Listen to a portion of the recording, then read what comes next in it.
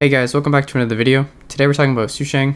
SUSHANG. Don't know how to say her name. What else is new? SUSHANG's a 4-star physical type unit, and she specializes in hard single target. So as you'll see with how she works, she benefits from attacking the same enemy, but also she gets buffs if there's more than one enemy on the field. Alright, let's take a look at her kit. Her basic, nothing special. Standard, 50% attack to single target. Her skill is 120% of her attack to single target, and then after that hits, there's a 33% chance to trigger sword stance, and this deals an additional 66% of her attack to the target. So it hits them once, and then after that, there's a 1 in 3 chance to trigger sword stance. Also, if the target has weakness break and they're stunned, then sword stance is guaranteed to trigger. SUSHANG's ultimate is also a single target attack. It does 238% of her attack to single target, and it does a couple more things. So it hits the single target, and then it advances her action forward by 100%, and then for 2 turns she gets buffs, so it increases her attack by 20%, and then her skill has 2 additional chances to trigger sword stance, and then sword stances triggered by these additional chances only deal half the original damage. So basically, this doesn't mean that it can trigger sword stance multiple times, I believe. It just means that if it doesn't trigger the first time with the 1 in 3 chance, there are 2 more chances to trigger it, and then if those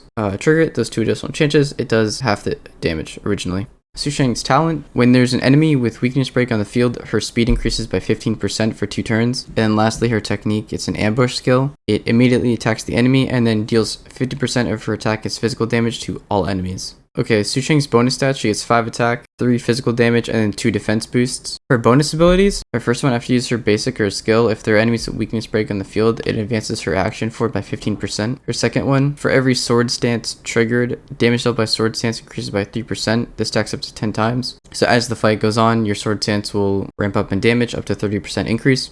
I remember sword stance is the chance sub ability of her skill. And lastly, her third ability: she does 25% more damage to enemy toughness. For SUSHANG's light cone and path, her path is the hunt, and like the other 4-star light cones, we have 2. We have her signature and then an alternate. Her signature is called swordplay. For each time the wearer hits the target, damage increases by 8%, stacking up to 5 times. This effect resets when the wearer changes targets. So each time you hit the same target, you can get up to a 40% damage increase.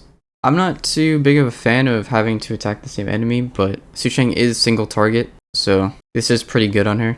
Alright, and the alternate light cone is called Only Silence Remains. This is actually Don Hung's light cone. Increases attack of its wearer by 20%. If there are 2 or less enemies, crit rate increases by 12%, and if there are 3 or more enemies, defense increases by 20%. Okay, lastly, we'll take a look at her Eidolon levels. Level 1, if the target of the skill has weakness break, after using the skill, she regens 1 skill point. So basically, if you attack a broken enemy, you can use her skill for free. Level 2, after triggering sword stance, she receives 20% reduced damage for 1 turn. Level 4, for enemies with weakness break, her ultimate crit rate increases by 15% and crit damage increases by 25%. And lastly, level 6, her talent speed boost can stack up to 2 times. After entering battle, she immediately gains 1 stack of speed. Remember, her talent is plus 15% speed when there's an enemy with weakness break. So with E6, as soon as she enters battle, she already has 1 stack of speed. And then if you break the enemy, she'll get another bonus. I mean, all these Eidolon levels are whatever. I don't think there's anything crazy. I think level 1 is pretty useful for how, considering it's the first one.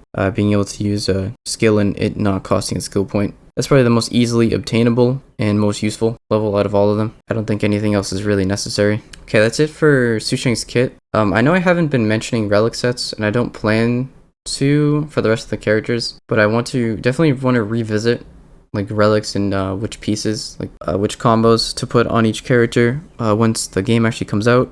I will revisit relics in the future. But otherwise, thanks for watching. See ya.